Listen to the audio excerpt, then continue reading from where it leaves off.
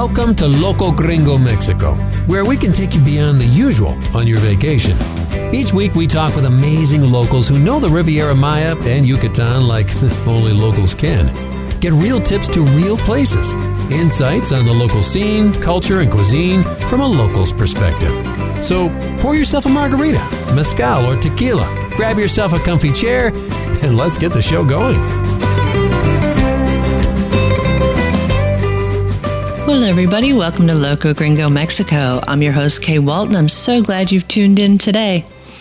We're going to be speaking to Amber Pierce, and she is from Detroit, Michigan, and she lives in Puerto Morelos. She relocated down here from Motor City back in 2004, so we're going to talk a little bit about that. She's raised her children here in the Riviera Maya, and so that's going to be a great conversation because you'll hear about some firsthand experiences about raising your kids down in Mexico. Amber runs a very popular blog about Puerto Morelos. She's going to share a little bit about that with us today, as well as her best recommendations on how you can have an authentic trip. This episode is brought to you by Playa. You know, lots of people ask us for information and help when it comes to real estate, whether they're looking for retirement, an investment property, or maybe they're looking to relocate to the area. And we refer them over to our friends at Playa. The folks at Playa we've known for years, and they'll make sure that you, the buyer, are fully protected and informed when it comes to buying real estate. So if you're looking to buy a piece of paradise, check out our friends at buyplaya.com. Hey, Amber, how are you this afternoon? Hi, Kay. Great to talk to you. Absolutely awesome. Hey, I'm so thrilled you had time you could carve out in your day to chat with us. I'm so thrilled to have you as a guest. And you know, Amber, I got a burning question is, what's a Michigan girl doing in the Riviera Maya? Well, you know, that's a good question. I moved to Puerto Morelos, and I never left. I started visiting Puerto Morelos, and gosh, about 1997, 1998, I guess, were my first trips down. And after I'd graduated from college, I decided that I was going to move down there full time. And so I did, and pretty shortly started my own company there, and it's kept me right in Puerto Morelos since 2004 when I moved down full time. Now let me ask you. I know you're based in Puerto Morelos, so you moved there. Now, did you explore other areas along the Riviera Maya before you said, "Nope, I'm going to move to Puerto Morelos"? Or did you just get to the end of the road in Puerto Morelos, look out at the sea, and say, "Nope, I'm stopping right here and not going any further south"?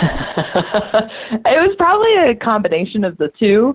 I think when I first started, I had, been kind of the same story that everybody has is they find what's south of Cancun. I was in Cancun and decided to look elsewhere. And so, got in my car and went down the coast. And obviously the first stop is Porto. And what I've always loved about Porto to me is the most Mexican town on the coast, and that's what's so appealing to me. So I have traveled, and I've traveled all parts of Mexico, but I did initially move to Porto. But, even in traveling down the Riviera Maya, I think every town kind of has its own niche and its own flavor, and you're going to find what you love. I just kind of hit the jackpot and found where I wanted to stay. I'd have moved if I'd found somewhere different, but I loved Porto, and I ended up staying. That's awesome. Now, I know that you're a mom of two. Now, did you have kids? Did you bring your kids with you, or did you have your kids in Mexico? So, great question. Caden was an infant. He was about a little less than a year old when I moved. And then he's 13 now. I can't believe it. I'm the mother of a teenager. And then there was, so I had him. So I had a place, and I was basically living in Mexico most of the time, and then did end up having Caden in the States, and then really committed and sold everything and moved down full time when he was about a year old. And then Easton, my youngest son, was born while I was in Puerto Morelos. He was born in the Galenia Hospital in Cancun. Wow. Now that's amazing. And that will be 9 years ago as of May 10th. Amazing. Now I'm sure, we have a lot of moms who listen to the show, a lot of families. Now, was it difficult? Was it difficult raising your kids here in Mexico, or what were some of the challenges and that surround being a mom and raising your kids?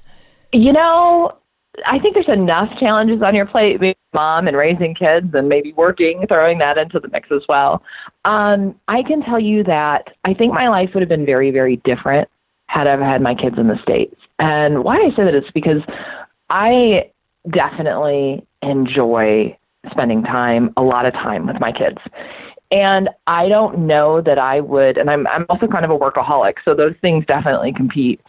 And in Mexico, I was able to afford in-house care for my kids. I had a nanny that she didn't live with us full time, but she came in the mornings and she stayed through until I got home from work.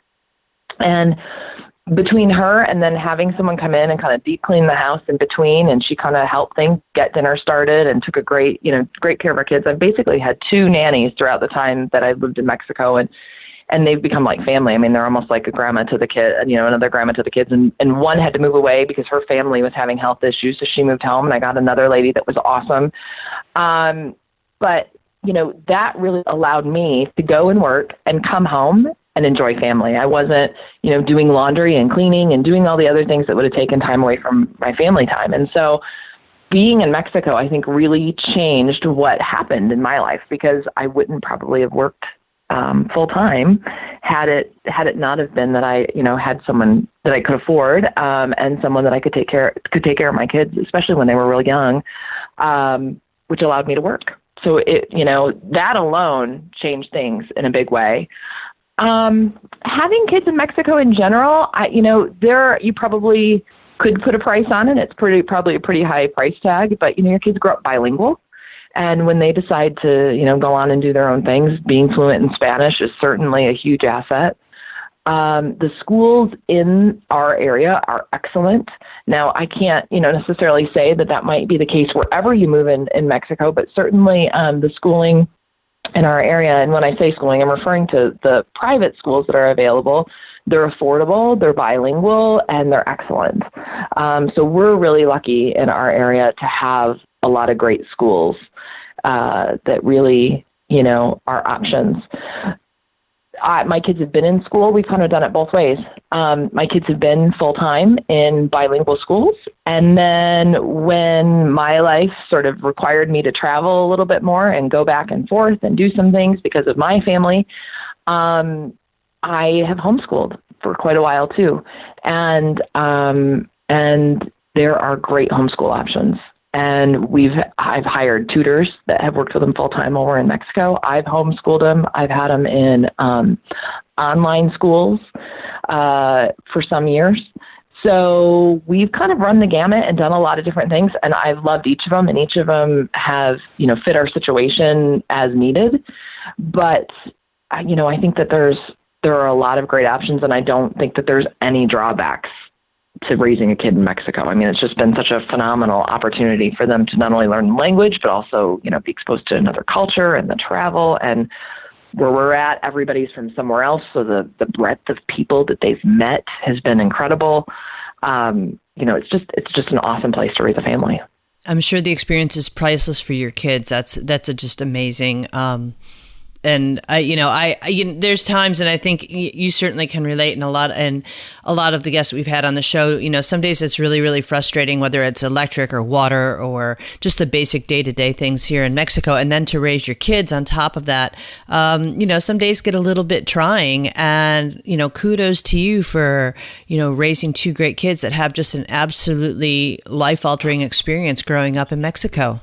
Yeah, it's been awesome. And sometimes I know being in Mexico, you think, oh my gosh, this wouldn't work this way. And then what's funny is, as I've spent more time back in the States since moving full time down there and spending time with my mom and dad and things, you go, oh, you know what? This happens at home too. Turns out. Yes, it does. As we were just, before we started talking earlier, we were talking about the internet and how we've experienced some of the same internet issues no matter where we are in the world. We just think it's Mexico, but no, same internet issues and connectivity problems no matter where we are. Yeah, absolutely. It's funny. It came up in conversation aside from today. It came up in conversation just the other day. I mean, I was in the bank, and there I was in, my local hometown bank back in the States. And just about a month ago and went to send a wire transfer, and they had to do it twice, and then their system went down. Then I had to go see the manager, and I had to wait in line. And I thought, oh my gosh, this really doesn't just happen in Mexico. Here I am, 2.5 hours in the bank, and I'm not in Mexico. It turns out it happens all over. Yep, it does.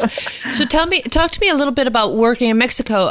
Tell me a little bit. I know you're involved with real estate. Do you do a lot of sales? Or are you more on the property management? And was that the reason you came to Puerto Morelos, was to get into real estate? Well, yes. Originally, so when I moved to Puerto Morelos, I was at that time living with a guy who I ended up marrying.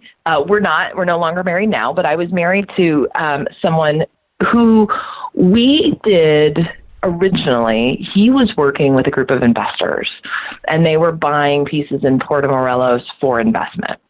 And so kind of how it's interesting how it sort of organically snowballed. At the time, Puerto Morelos was pretty rural, and there weren't any real estate offices in town, so you had to do your own homework about what was for sale.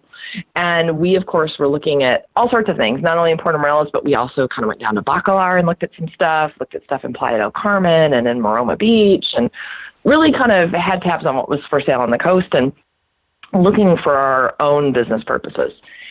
And in that experience, I learned a lot about Mexican real estate. I mean, we, focused on some land that maybe had some issues, and so we worked through that. And I learned a lot about how, the intricacies of Mexican real estate worked. And so I was kind of doing that. I was focused on that. I started in property management kind of by accident. My property management career and what became the property management part of the office started because a friend of ours was going away for the summer and said, "Hey, Amber, would you mind paying my electric bill as a favor?" And I said, "Oh, sure, I'll pay your electric bill for you." And I was going into the electric company because then you couldn't pay it online. So I was going in, and you had to go into Cancun to do it. At the time, there wasn't a payment in office in Porto. And so going into Cancun to make a payment, and somebody said, "Oh, if you're going in all the time, hey, would you pay mine?" I know how that goes. Yeah, it sort of snowballed from, paying people's electric bills to paying more things for them. And I started managing kind of on accident, like I said, a small group of people's places that, they just didn't want to have to make the trips in to pay bills. And then it became, "Hey, we're thinking about leaving. Would you look after our place when we're gone?" And then that snowballed into, "Hey, we're thinking about renting our place while we're away. Would you look after our guests if we sent them down?" And that kind of then got us into, not only property management, but vacation rentals. And then, in the background, really what I was doing was looking at land. And so people would come to me to find out what was for sale, because obviously we weren't buying everything. And I was just kind of handing over information that I had. I mean, I wasn't a realtor at all. And I'll never forget, there was a time where someone came, they found me, we were on a 3rd and 4th floor apartment, and knocked on my door at 10 o'clock at night and said, "I hear you know what's for sale in Mexico." And my husband finally looked at me and said, "You need to get an office." Yeah. And so I didn't feel comfortable just hanging my shingle. At the time, there wasn't really requirements to become a realtor, although that has kind of happened between then and now. But I did go, and in 2006, I became federally certified to sell real estate in Mexico. And so I took my federal certification because I felt like I needed, I didn't feel like even then I was really qualified at that point to sell. And so I went and got my federal certification, and I later got my federal certification to sell in tourist zones. When that became available. And then now there's state licensing requirements. So now we're just in the process of doing the state license. The company is now licensed, and now I'm able to apply as an individual, and I'm in the middle of that process. And everybody's kind of in the same boat. They've just passed this law, and everybody's kind of getting grandfathered in, but we'll be state certified soon. Awesome. And tell me about your blog. You've got a great blog. Yeah. So the blog, that, originally it was to really get to a group of people, and continues to this day. I'm not exactly sure when my blog started, but I think it was around 2007 or 8. I'd have to go back and look. But I started it shortly after, and there were so many changes going on, not only in Puerto Morelos, but in real estate and real estate law as things were modernizing. And it was back when there was a lot of antiquated information on the internet, and there still is. You have to kind of be aware. We're sort of pontificating about how things should be, or how, and it wasn't real accurate. I mean, bless their hearts, they had their intentions in a good place, but it wasn't real reliable information, or it was outdated. It was correct, but at one point, but it just become outdated. And so I really started the blog to help my clients keep abreast of what was happening in town, and then on a bigger picture, what was happening in Mexico as things modernized. And it's become this kind of resource for Puerto Morelos. And now, now there's, Facebook, and there's so many Facebook groups. And so a lot of people get their info from there. So we still keep up the blog. We certainly keep up things that are for sale and what sells. People can keep tabs on that, town events, keeping an events calendar there, and any major changes that go on, I still blog about it. So the blog still definitely has a place, and it's been a great way to expose Puerto Morelos to a bigger clientele. We, have gotten to be on TV shows from that blog, and all sorts of.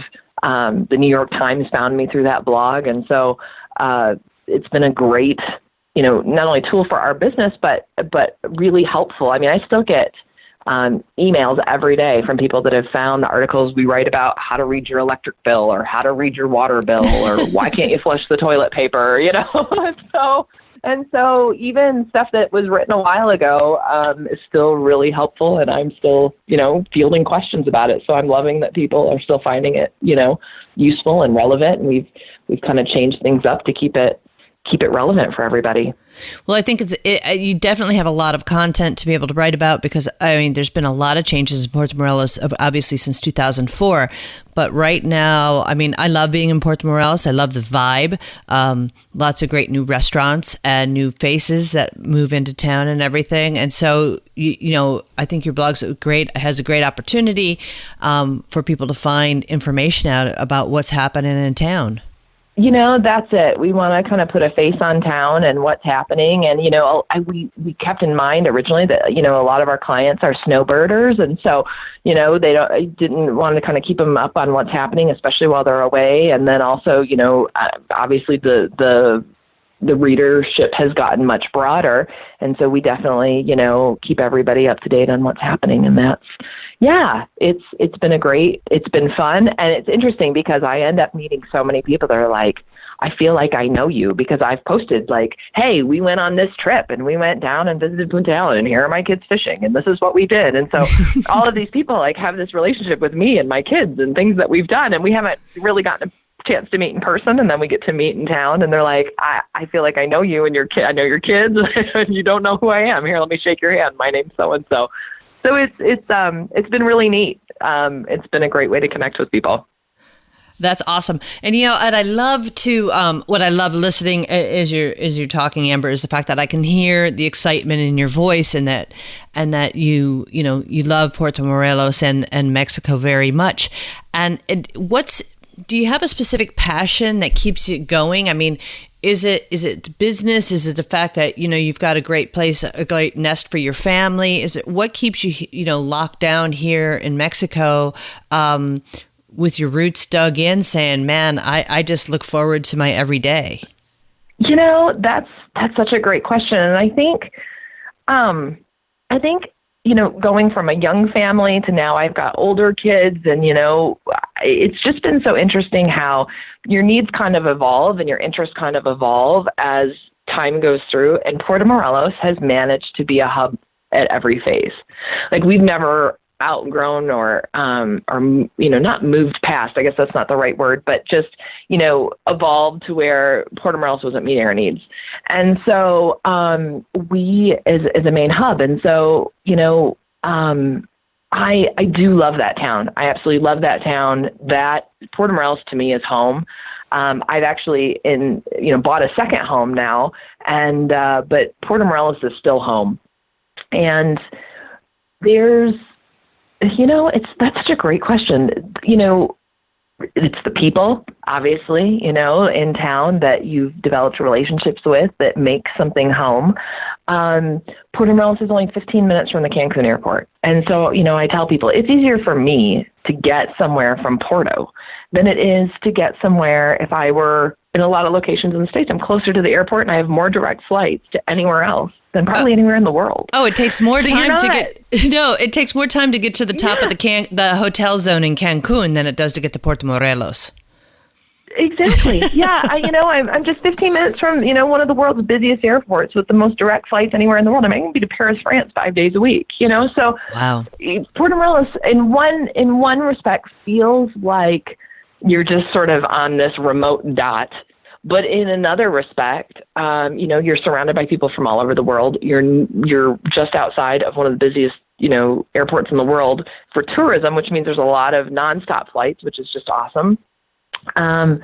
And so it has just really met our needs at every step of the way. And those needs have changed over time. But, from, affordable childcare and welcoming, work environment, which allowed me to start a business. And, it's a haven for entrepreneurship and just the fascinating people that come through. And I like its vibe. I'm not a big party girl. And so people that in Puerto Morelos probably aren't, or if they do, they're a short step to Cancun or Playa to look for that. But, it's pretty laid back. And the other thing that I think was one thing that was really important, especially in having kids.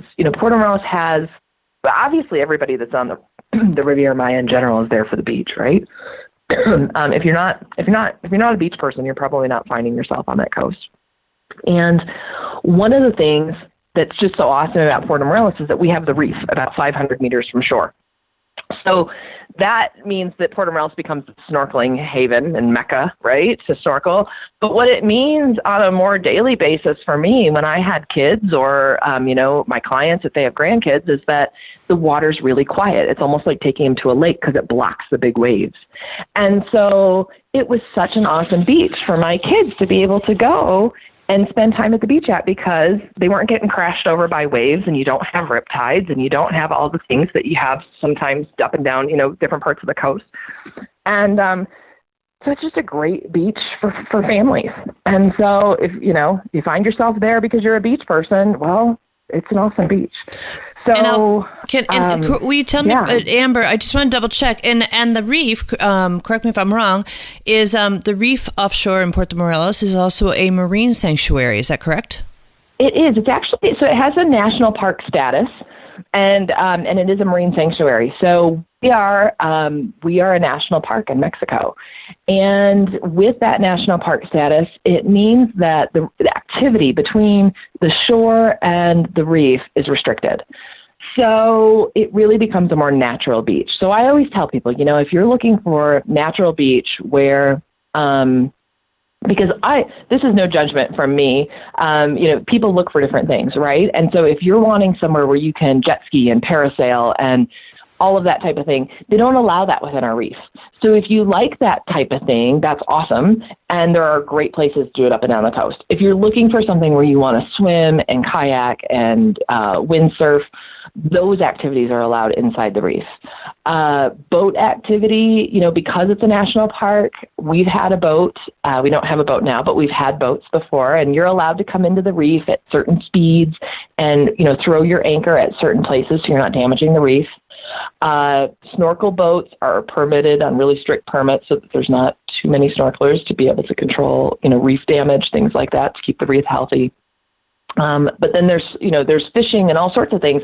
It just goes on outside the reef. So it really changes the beach, the atmosphere in Porto, because it isn't a lot of the typical water sport activities that you find. And you're either going to love that or you're going to be looking to go somewhere else because you want to, jet ski or do those types of things. So if you do, there's certainly other beaches that are great for it. But yeah, Puerto Morelos is definitely, like a few other places on the coast, a more natural beach. That's beautiful. Which is also helpful too when you've got kids and families. Yeah, absolutely. Absolutely. Now, you mentioned a little bit earlier in the conversation that you've traveled all around Mexico. Is there a favorite place that you have that you really love, or a place that you would like to get to? Yes. Living, yes, and yes. It's hard to say if there's a favorite. So there are two things that are tops on my list in Mexico. One, obviously, aside from, I love the Mexican people in general. And so I love learning about their cultures and meeting them. And they've been the most gracious people wherever we've been. And I think that's kind of overriding wherever you go. I do enjoy the beach. And so, obviously it drew me to that Caribbean coastline. But I have definitely tried to take advantage of living there and seeing different places. I am a foodie, and I'm also a Mexican folk art junkie. And so those two things, the food in Mexico is excellent wherever you go, and it's so regional. So I love traveling because, wherever you're at, you can find the local food, and it's usually delicious, right? So I don't worry so much about the food. But I do travel for folk art. And so I love folk art. So like you're talking my language. I love it. Yeah, right? So, I feel like I need one of those signs that will travel for folk art. My folk art travels and finding some of the Mexican masters of folk art have taken me to some of the most obscure towns and dirty, dirt roads in Mexico. And I have to say that there's one place that I think as a folk art person I enjoy the most, and that is in the town of Uruapan, which is in the state of Michoacan. They have one of the largest folk art markets the week of Semana Santa. And it's put on by Fonatur, which is how would I describe them? They're a government entity that promotes the arts and tourism and culture. And they put this on, and the artisans from all over Michoacan. Michoacan's known for its artisans. I mean, there's a lot of, obviously artisans outside of that state too, but there are a lot of really talented artists in Michoacan with their typical arts for that region. And they come and they bring things to sell. And then there's a juried art fair. And so you get to go in and see some of the best works by the masters in those particular areas of art. And it's just phenomenal. So I would say that's probably my favorite place on earth is Uruapan on a Semana Santa week. But that being said, gosh, I can't encourage people enough to use, Cancun is a great airport. It's got not only flights out, but it has flights, internationally, as we talked about, but flights all over Mexico. Oh my gosh, go. Just whatever you're into, whether it's the amazing, Mexico has Copper Canyon. It's 3 times the size of the Grand Canyon, and most people have never heard of it. Like, go. There's an amazing train ride that'll take you through it. Or, if, the big canyons down in the state of Chiapas, it's another favorite place of mine. Just gorgeous, gorgeous eco kind of tourism. But, yeah, I think of all the places I've been, and there's still a very long list of places I want to see. But I think Uruapan, the week of Semana Santa, is the one that's near and dearest. Awesome. That's really cool. I'll have to check out Semana Santa. For those of you who are listening, Semana Santa is Easter weekend, which is one of the busiest weekends in Mexico all year long. So it's a great time. It's busy, and a lot of people are traveling, and I actually love to travel that weekend or that entire week. And why is because, like if you go to some of the colonial centers of Mexico that week, they're always having really cool events, different, religious processions and lots of busyness. And so it's a great time to travel in Mexico and go to some of those bigger and also more rural areas. But that's a great week to travel and really experience some of the really cool cultural things that happen traveling during that week. It's a really neat time to be in Morelia or Oaxaca or Guadalajara or some of the cities and surrounding areas, because they just have so many neat cultural things going on around that time. I couldn't agree more. And I think also, if you've ever been in the Riviera Maya during Semana Santa, the beaches are really crazy. So you could always use that as an excuse to go inland to Yucatan or over to Chiapas or Oaxaca to get a good dose of culture. Yeah, absolutely. I mean, it's a great excuse to get out of Dodge and go see something else. So yeah, no, it's one of my favorite times of year to travel. Let me ask you this, Amber. If you had 3 tips or recommendations that you could give people visiting the area so that they would have a more authentic experience, what would your recommendations be?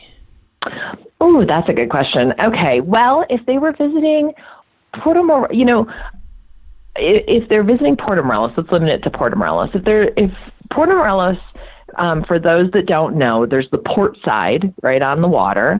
Okay. The highway kind of divides our town. There's the port side that's on the water. And then behind the port side, at its deepest, it's about 3 blocks deep. There's a mangrove. And after that mangrove, there's the highway. And then there's the other side of the highway. And then also in Puerto Morelos is a road that we call the Ruta de los Cenotes. It heads out past the highway and into more jungle area and out to Centro Vallarta. And that's all part of Puerto Morelos.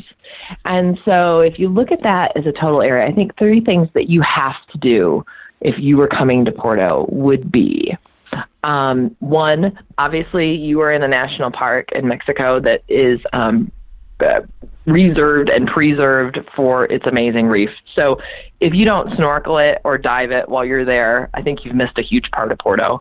So definitely that would be, it is so shallow in so many places. It's a great place for snorkeling. We also have diving, but you definitely have to get out and see the reef.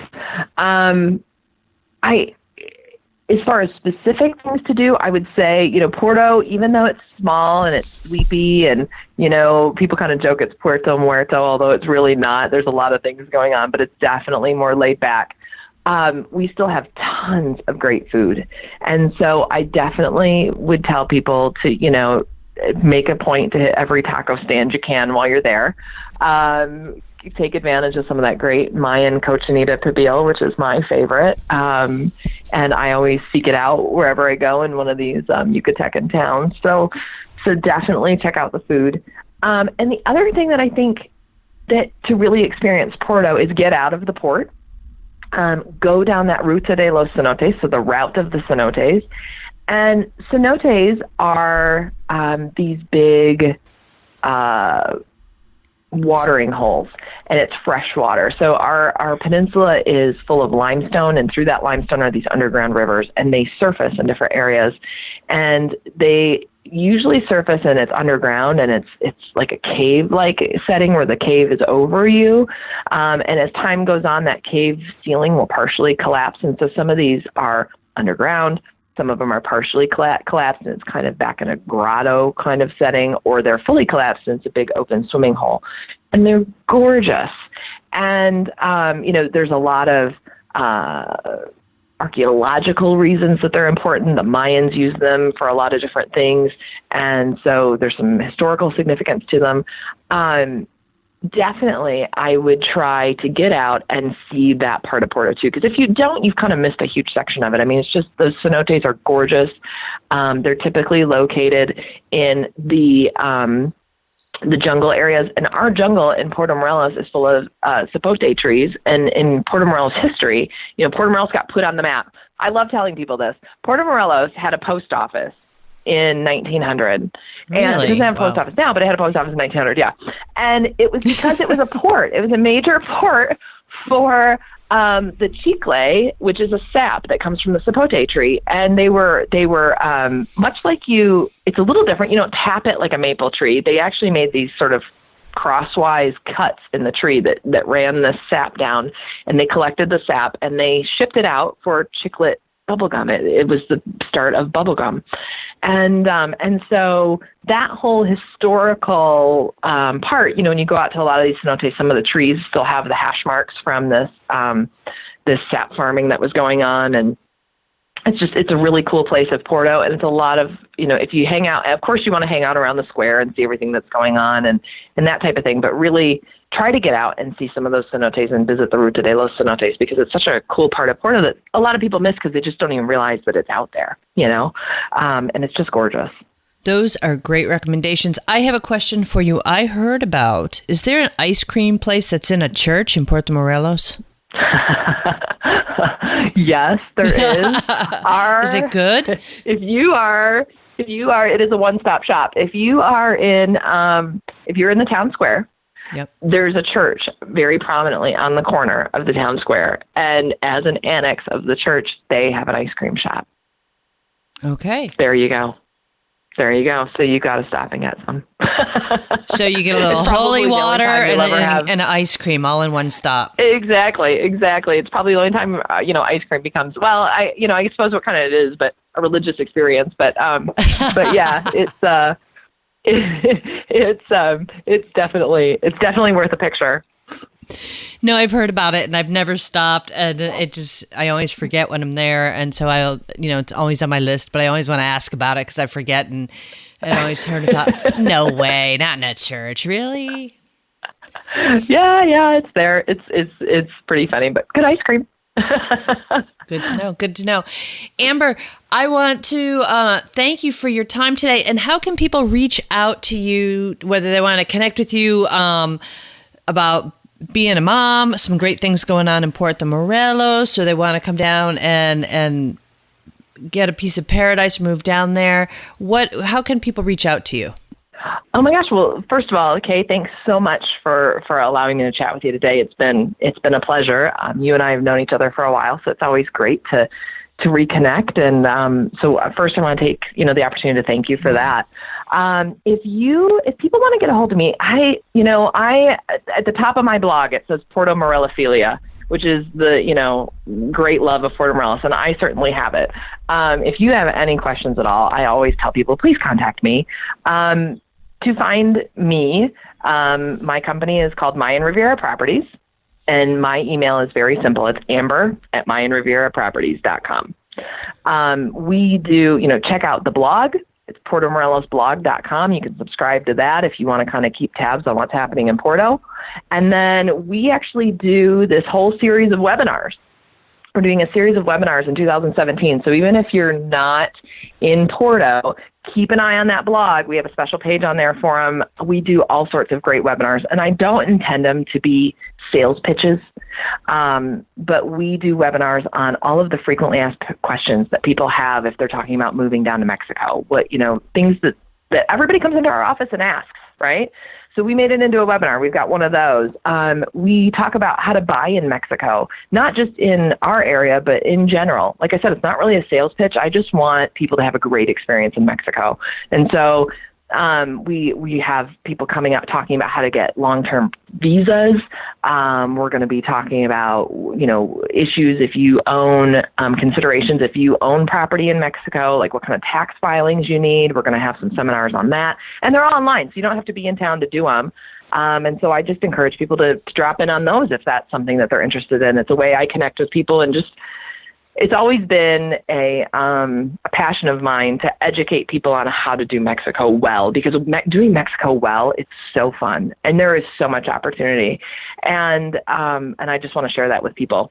So I'd encourage you to get a hold of me through any of those avenues. Beautiful. And we'll have links over to Amber's blog and her contact information on today's show notes on locogringo.com/podcasts. And of course, if you can't track down Amber, you have trouble reaching her for some reason, or you just didn't write down the URL, you can always contact me, askkay@locogringo.com, and I'll hook you up with Amber personally. Amber, it's been fun. Yes, thank you, Kay. I so appreciate it. It has been fun. It has been. I hope you'll come back again sometime. Anytime. Are you ready to move here and raise your family like Amber did? Now, Amber can certainly help you in Puerto Morelos, but even Amber's going to recommend you to contact Buy Playa for any properties you're interested in for Playa del Carmen, Acamal, and Tulum. Now, the folks at By Playa, they're really friendly and knowledgeable. They've got international staff, and they're referred to as what is known as a buyer's agent, which means they're going to do the work for you and do their due diligence to make sure that the properties that they show you have a proper title, or escritura, it's called in Spanish, but it has a clear title, and the people selling the land are actually the people who own the land, which is pretty important. They also have lawyers that specialize in fideicomisos, which is a Mexican trust, and they can address things like capital gains, and you can discuss it right up front so you have no surprises along the way to closing. So we invite you to visit our friends at byplaya.com. Thanks for joining us today. And hey, before you go, you may have not known this, but we have a concierge service. Now, Loco Gringo for years has been committed to helping people have just an incredible vacation beyond the ordinary. Not only through all of our vacation rentals, we've got some great houses and boutique hotels, but we have a concierge.